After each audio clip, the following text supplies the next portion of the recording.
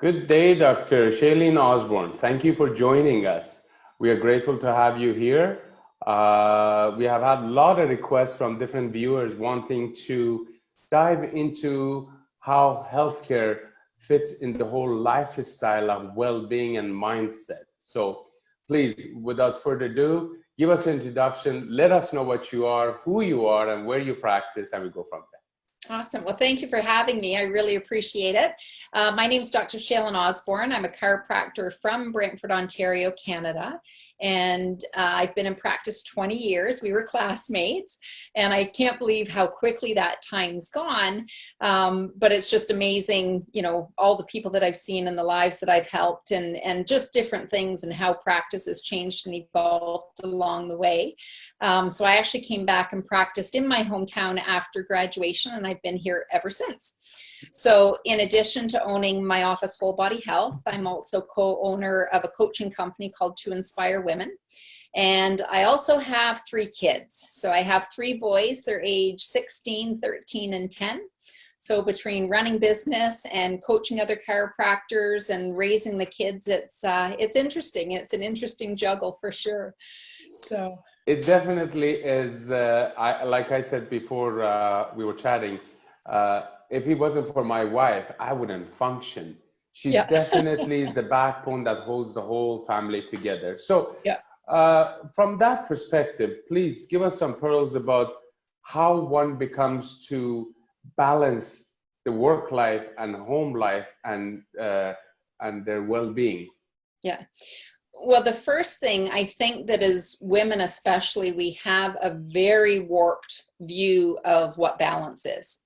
And let me explain that. I think that I often say balance is BS because I don't think that we ever achieve perfect balance. So I think, and men as well, men are, you know, striving for this balance, but I really, really see it more with women that they think that they have to have their entire life in this perfect balance. And it's not true. Like, I don't think there is any such thing as perfect balance.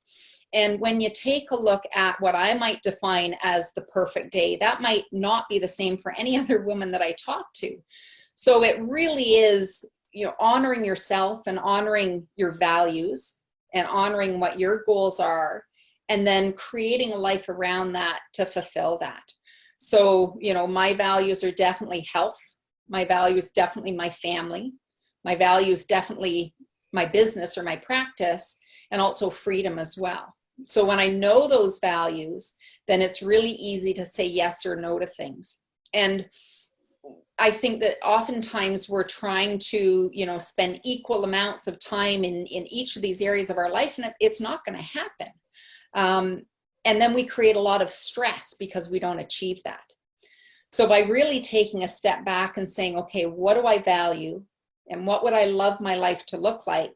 And how can I create a business and a life and a lifestyle around that? Then we feel in alignment. And I think when we feel in alignment, then that's that so-called balance that we've been looking for. And I also think that at certain times of our life, it is important to be out of balance. So for example, you know, when I was starting a business or when you were starting your business, every single minute of every single day, 7 days a week, was focused on growing that business or growing that baby. And same thing when we have kids, life gets taken out of balance for a while. Like when I had kids, especially at the beginning, because I just bought the practice when I had my first baby, life consisted of going to the office and being with my baby, going to the office and being with my baby. And that was okay. I mean, I had 2 babies, the practice as a baby and then a human baby, but that's okay. And when we're trying to achieve something big or something new or something different, life will take us out of balance. So I think that when we look at balance and look at our physical health and mental health as well, we need to take a look at that in the big picture. So not in the day-to-day micromanagement of balance, but in the big picture of things, and really, really work on honoring our values, learning what to say yes to and learning what to say no to, but giving up this illusion that life is always in perfect balance every day, every week, every month, and every year. You know, you bring up a very interesting point that we have an illusion of how our life should be, yet Absolutely. we see the reality, and the distance between them two causes our anxiety. Stress. Yes, for So, sure. you know, how do you define for yourself, obviously, how do you Yeah. define success and how do you define fulfillment of your life? Well, I think that the definition of success is different for each and every one of us as well. You know, what success looks like to me may be different than what it looks like for my husband. It was going to be different for what it looks like to you or any other person. So I think that defining success is, are you fulfilling your life? Are you fulfilling your goals? And are you fulfilling what you'd love your life to look like? So even to get there, we've got to back way up and really get clear on what is it that you want. So what do you want your life to look like? And what do you want your business to look like? And what do you want your family to, like, what do you want all of that to look like? And get really, really clear on what it is that you want to create. You know, or if we're working on achieving new health goals, what is it that you want that to look like? And then you can start to develop what success looks like. Because success to me is not, you know, just achieving certain things, like in practice, more patients, more numbers, you know, more business. It's really taking a look as whether I'm fulfilled in each area of my life, and whether I'm happy and whether that brings me joy. But again, it's different for every person. So I think creating that clarity and getting really, really quiet for a minute and asking yourself the question, what does that look like for me? What would a fulfilling, successful life look like to me? And then creating the action steps to make that happen or create that. You know, a lot of people come to us as, you know, practitioners, and they ask, you know what, I'm a little confused. I don't know what my values are. I don't know Yes. what I'm doing. So Yeah. to bring clarity, what do you do? What is it that you suggest for them to practice on to bring Yeah. clarity for them? Yeah. Great question. I had a coach once have me go through the exercise, and this is kind of morbid, but it works. If it was your last day, what would you do? So how would you fill your day? And if you go through and write out what your ideal day would be, if this is your last day on earth, it will very clearly reveal to you what your values are. And then you can start to say, okay, you know, what gets me excited to get out of bed in the morning? And what do I love doing? And what brings me joy? How would you love to be spending your time? And then you can start to define and clarify your values. You know, I had to look at one of my values was money, but it wasn't money. It was the freedom that money creates. And same with, you know, health. It's the freedom that health creates. So pretty quickly, I realized that one of my values was actually freedom.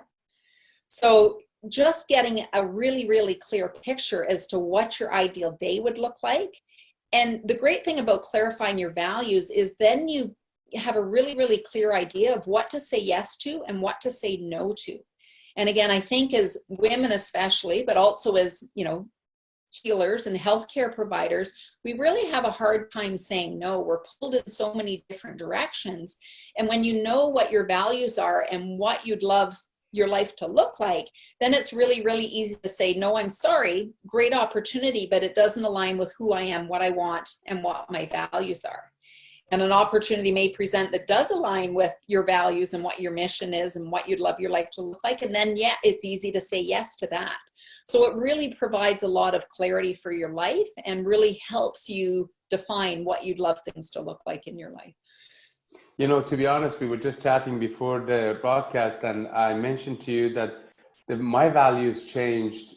My success story was I practiced from the first year, never advertised, never did anything, and I had a very, very, very successful practice, which I treated a lot of Olympians and a lot of athletes. The day Yeah, adjusted my son, my firstborn, my whole paradigm shift. yeah, Now I knew I had to do more. And yeah, and it happens that a tragedy, my brother had an accident which he became quadriplegic in that accident. It shifted the paradigm of my thoughts and my uh, future projections, let's put it that way. Yeah. So yet it was, I had the goal in mind, but my goal was that to open the conversation with people and community at large. We had a message to, we all have a purpose here.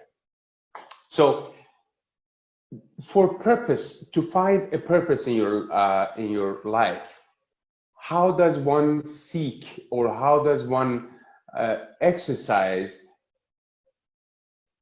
trying to find that purpose? Yeah, I'd go back to the whole joy. What brings you joy? And how do you want to be remembered, and what legacy do you want to leave? Like, what is your contribution to humanity? And it doesn't matter whether you're, the CEO of a revolutionary company or pumping gas, you can still have a purpose, and you can still find joy in what you do and how you serve people in your daily life. It doesn't matter what you do, but I think, your purpose is your calling, or your purpose is what you were put on this earth here to do. So again, to find that, I think you've got to get really quiet. And you've got to ask yourself, what brings me joy, and what do I love getting out of bed for in the morning, and what legacy do I want to leave in this world? Part of my legacy definitely is in chiropractic and serving people in my community, but part of my legacy is also raising great children who are strong and healthy and independent thinkers. So, it doesn't have to be one. I mean, it kind of interconnects, but it doesn't have to be just one purpose. I have a purpose and a mission with my business and with the people that I serve in my community, and then also a purpose and a mission with my family as well. But I think most people don't take the time to give any thought to that. They're just running through their life on a day-to-day basis, and then whether it's that midlife crisis or something happens, and all of a sudden they take a step back and they think, why am I here? What am I doing? And if you really take a look at what you want to be known for and what brings you joy, I think you're going to find your purpose. So, technology was one of the best things we have as humans have invented, and I think it's one of the worst things. It had brought us together, yet it has ripped us apart. Yeah.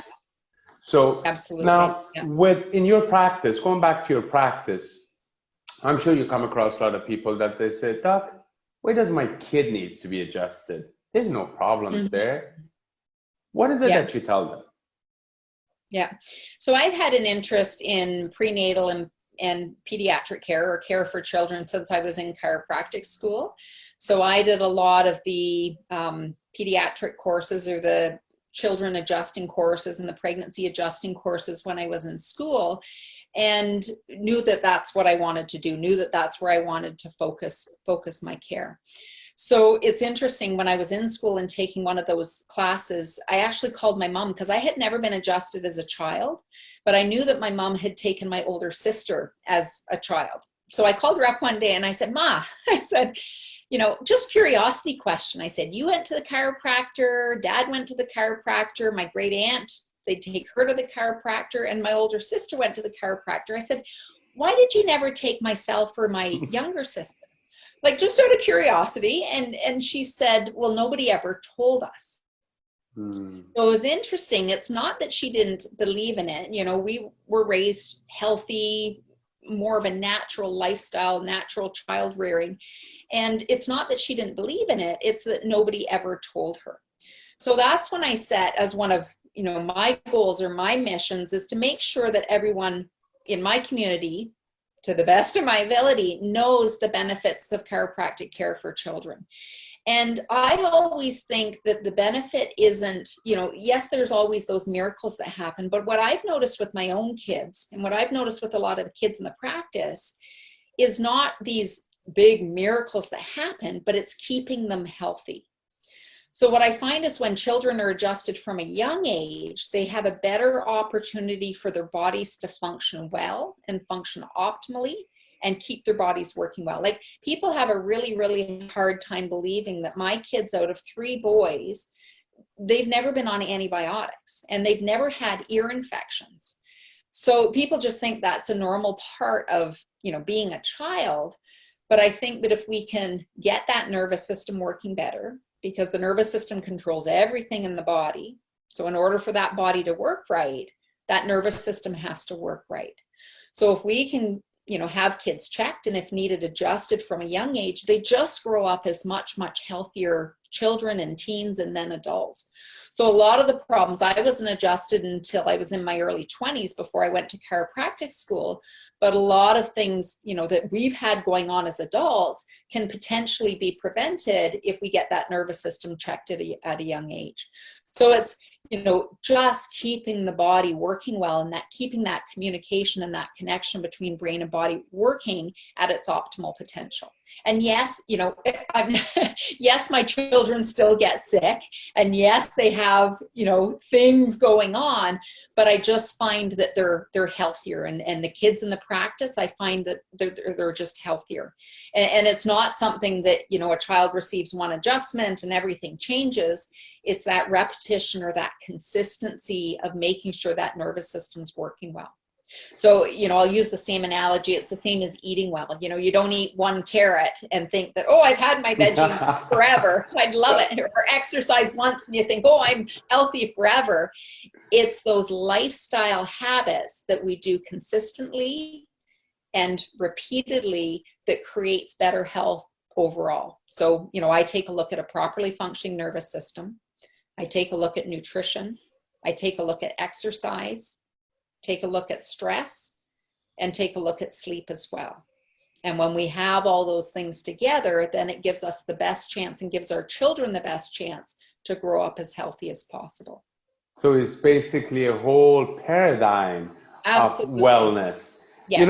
I read one thing about chiropractic, which always resonates with me. I always have it on my phone. It says, chiropractic is not designed to make you feel instantly better, but it's designed to make you instantly heal better. Yes. Yeah.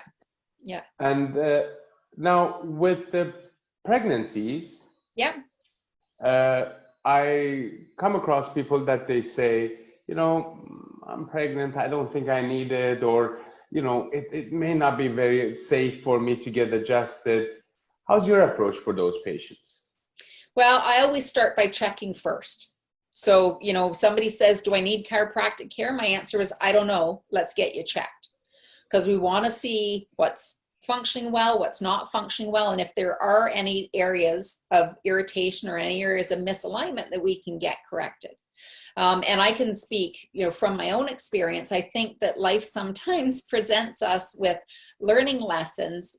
My 3 pregnancies and my 3 labor and deliveries were completely different. And it taught me a lot about, chiropractic and the ability of the body to heal, but it also helped me relate to patients better too. And I just know that the body works better when it's in alignment and when that nervous system's working well. So, as always, I don't know if somebody needs to be adjusted until I check them, but we definitely want to make sure that as soon as a woman even considers getting pregnant, or as soon as she knows she's pregnant, we want to check everything to make sure that the body's functioning at its best. Because it's stressful on a woman's body. Like, it amazes me what the body can do to go through pregnancy and labor and delivery and, come back to normal again. We want to make sure that the body's able to adapt and it's able to function at its best, because then that's going to create a healthier mom and a healthier labor and a healthier delivery as well. It's amazing that you are growing another human being inside your body. Yeah. And I always say that in order for the fetus to be at its best thriving level, your body has to function on its absolute best. Yes. And the way to make sure your body functions at its best is to have a better responding nervous system, so you can handle stress, faster, quicker, in a shorter period of time. And when we look at that stress, like, I mean, you can see all the physical changes that happen during pregnancy. That's a physical stress on the body. But I think what a lot of people don't realize is there's a lot of hormonal changes that the body has to adapt to. And then the emotional changes and emotional shifts too. I mean, I knew I was pregnant each time by the emotional overwhelm that I had. All of a sudden it's like, okay, I'm not coping so well. I must be pregnant.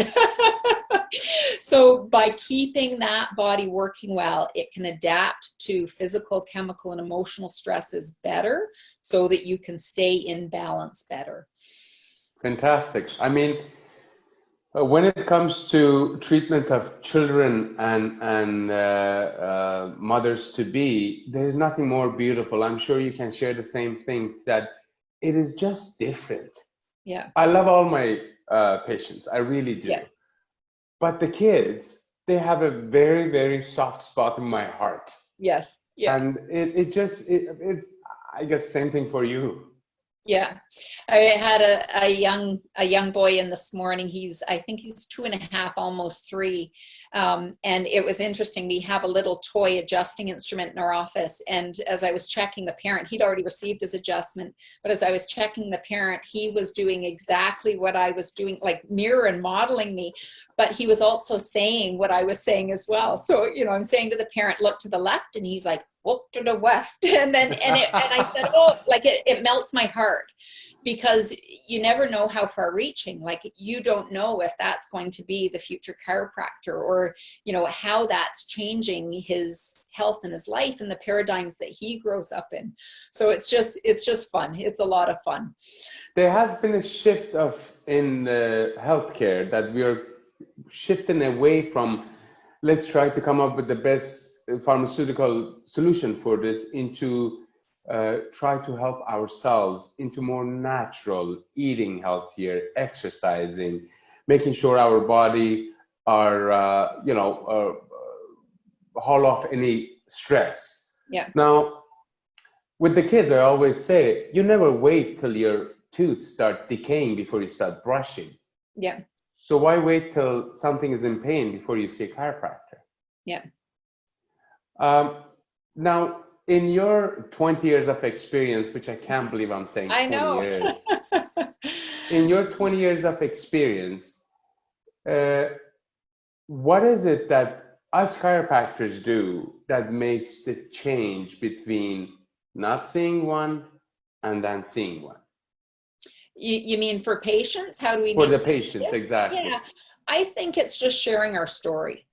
I think that more and more people are looking for natural ways to get well and stay well.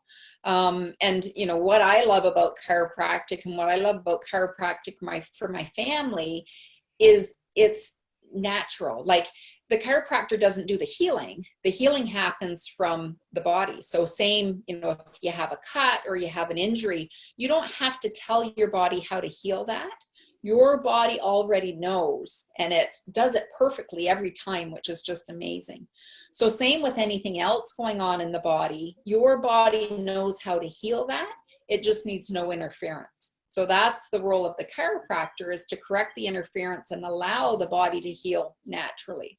So I think once people understand that chiropractic is not a treatment for things, it is a correction of the interference to allow the body to heal and express itself, I think it just makes sense to people. And I think that people, especially as we age and get older, I think they're looking for ways that they can get well and stay well. And then once they come to the office and they see lots of kids, then they start asking questions, and then we can have those conversations as well. So I really, really think for us as chiropractors, it's just sharing our story with people and sharing. And, my mission of letting everybody know the benefits of chiropractic care for children, does that mean that everybody comes in? Absolutely not. But it's knowing that I've shared my truth, and then they can take that information and make the decision that they choose to make. But if I don't share my truth and I don't share that message, then how can I expect people to ever know? So, we share our truth, or even patients. Like, I find some of the best referrals or some of the best families that have come in have been from other families. So, anybody listening who has had great results for their family, tell other families and tell other families about your experience and how your children have benefited and how you've benefited. And I think it's just that sharing and telling our story and people realizing how safe and natural chiropractic care really is. Dr. Osborn, I mean, I had to ask you these questions specifically when it came to the children and expecting mothers, because I know this is a part of your expertise and what you have really devoted good part of your practice and your studies for. Yes. So I kind of had to sneak that in. I know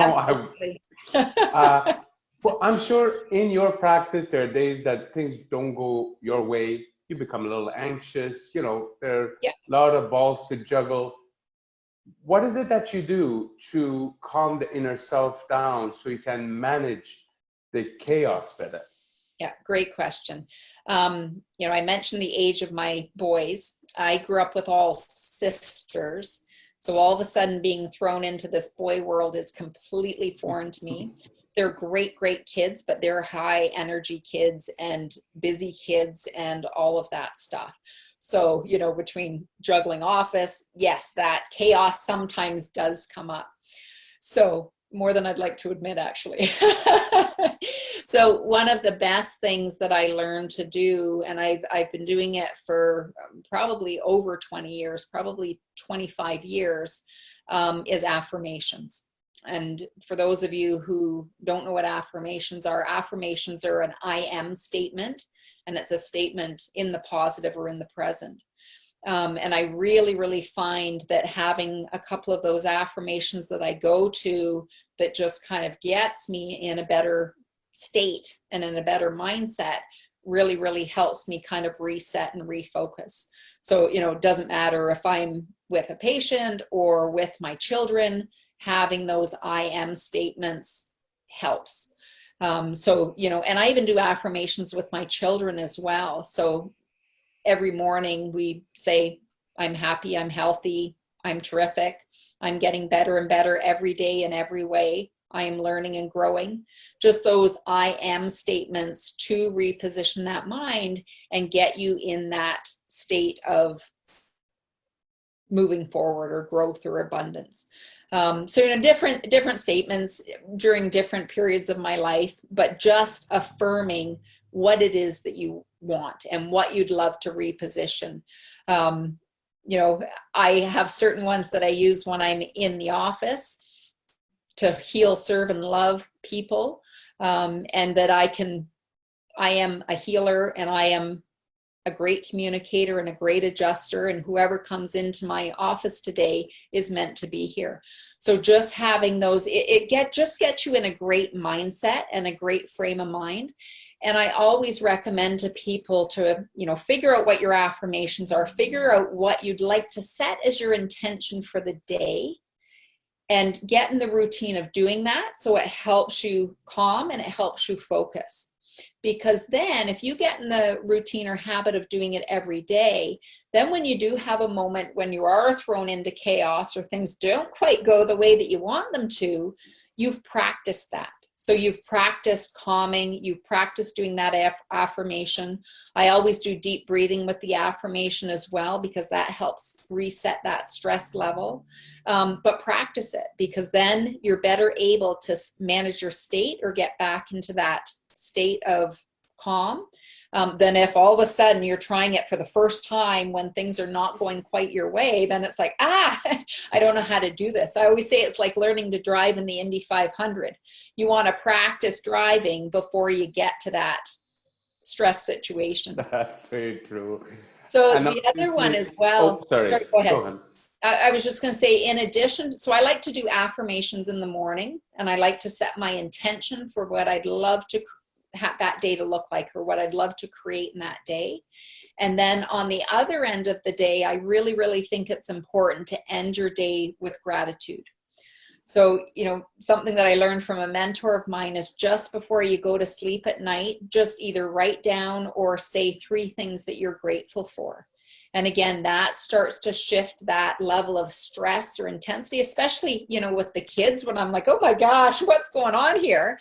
Just reaffirming that, here's 3 things that I'm grateful for. And, you know, usually my kids fall in there somewhere, but just reaffirming that I'm grateful for the opportunity to parent them and that I'm grateful for what great kids they are.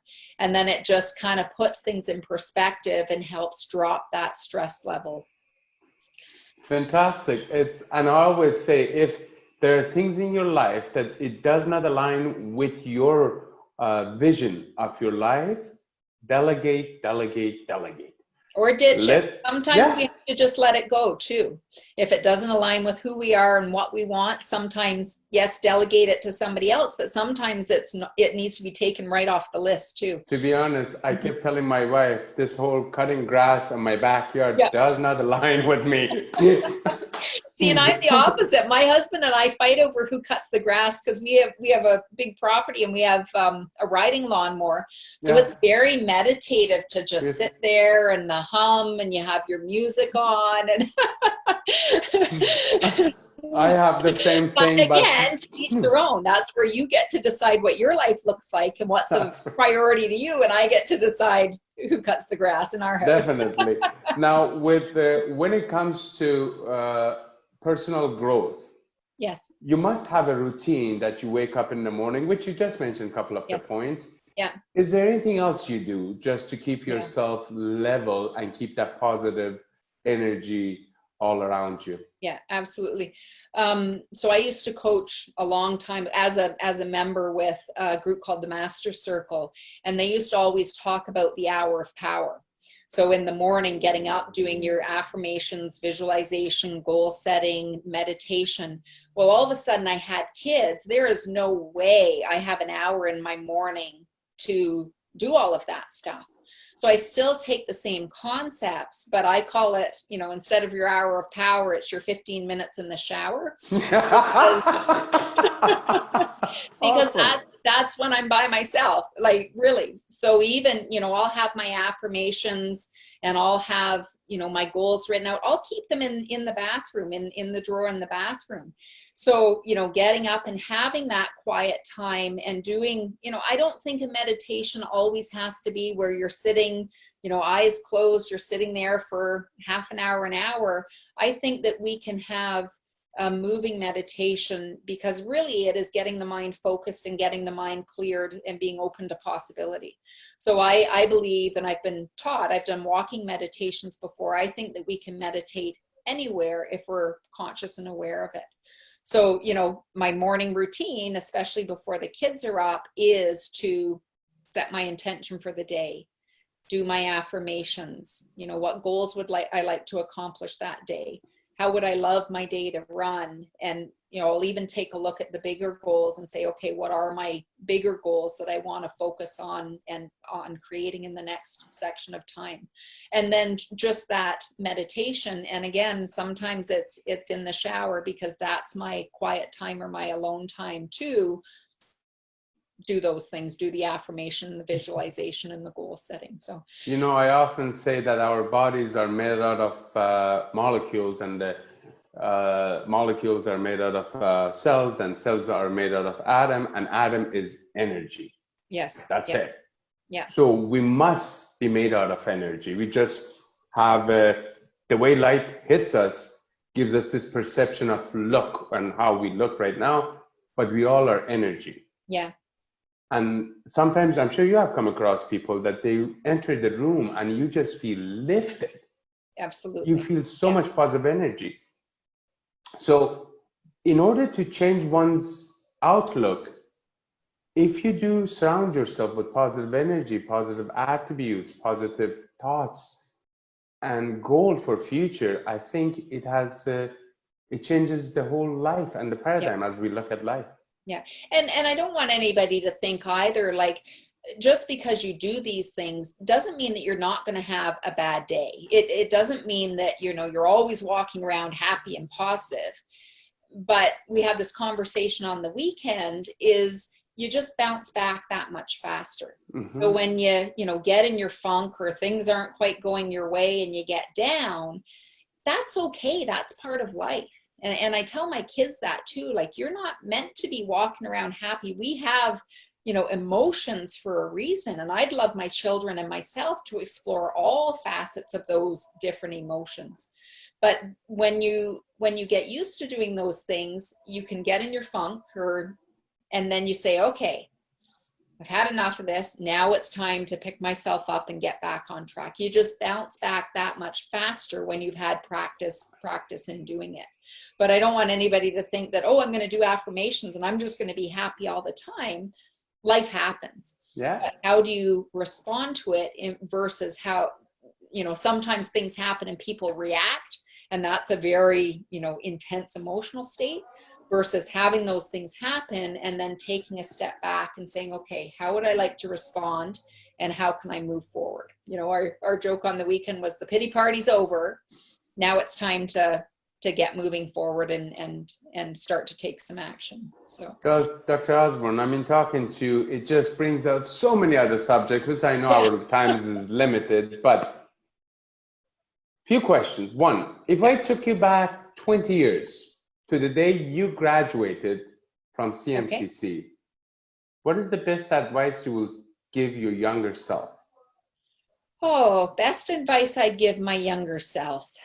Well, I think that the best advice would probably be to, honor my goals. So I think when I was younger, a lot of times, I've always done goal setting, as long as I can remember.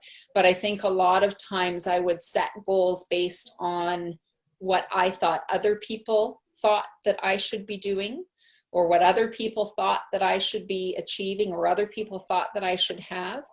Like all those shoulds, you should be doing this and you should be achieving this. And then all of a sudden, as you mature, we'll say, as you get older, you all of a sudden say, that's not stuff that I want. That's stuff that I thought society wanted for me, or I thought my parents wanted for me, or I thought that's what, as we talk about success, that's what I thought it looked like to be successful, but that's not what I truly want. So I tell my younger self, honor who you are and take a look at whether your goals are actually your goals, or whether they're things that you think you should be doing and should be having, because life's much more enjoyable when you're striving to achieve your own goals in your own definition of success, not based on what other people think success is, but what you think success looks like and what you would really love to achieve and dedicate in your lifetime. Absolutely. And what does Dr. Osborn read these days? Give me a book that you're reading. What do I read? Well, I really like, and this is not a political statement, I'll just preface with that, I'm Canadian. Michelle Obama's book is phenomenal. So her book is called Becoming. Really, really good book. I love reading biographies, or autobiographies. Really, really good book. I really enjoyed that one. I've just read, and I'm not going to remember the name of it right now, but it's a historical fiction book about C.S. Lewis's wife, Joy Davidson. I just read that book, and the title of it is slipping my mind. So, I like fiction books. I like historical fiction. I really like biographies. I just bought Elton John's autobiography to read. Looking forward to that one as well. But I also balance that out with business books as well. So, Seth Godin books, Malcolm Gladwell books, all of those type of books. I like doing those as well. So a combination of personal growth, professional growth, and throwing fiction in there and autobiographies. Just to spice it up. And then of course I'm reading children's books to my 10-year-old as well. So, I can recite any Flat Stanley book. Geronimo Stilton, we've got those too. Dr. Osborn, I'm grateful for the time you dedicated for this interview. I hope you will come back sometime in the perfect time for you, and we will continue some more discussions. Sounds great. Thank you very much. Thank you. Thank you. Bye now.